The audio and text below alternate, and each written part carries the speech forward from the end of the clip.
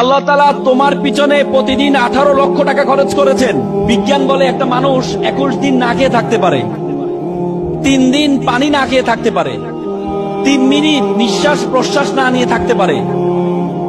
আমরা প্রতি মিনিটে 7 থেকে 8 লিটার অক্সিজেন গ্রহণ করে থাকি।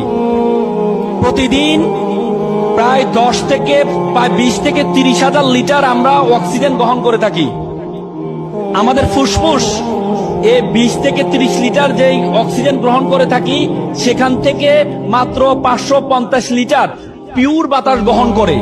বলা হয় থাকে যে বাতাস আমরা গ্রহণ করি, সে বাতাসকে যদি সিলিন্ডারাইজ করা হয় তাহলে এটার মূল্য হবে 18 লক্ষ টাকা।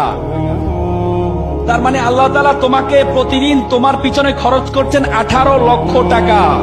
এরপর তুমি বলো আল্লাহ তাআলা তোমাকে অনর্থক সৃষ্টি করেছেন? আল্লাহ তাআলা কোরআনে বলেছেন, ওয়ামা খালাকনাস সামা ওয়াল আরদা, আমি আসমান এবং জমিনে যা কিছু সৃষ্টি করেছি, ওয়ামা বাইনাহুমা বাতিলান, কোনো কিছু আমি অনর্থক সৃষ্টি করিনি।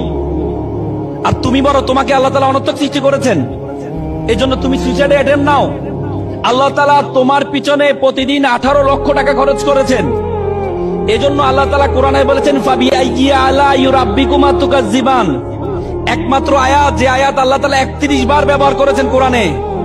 The what is the blessing?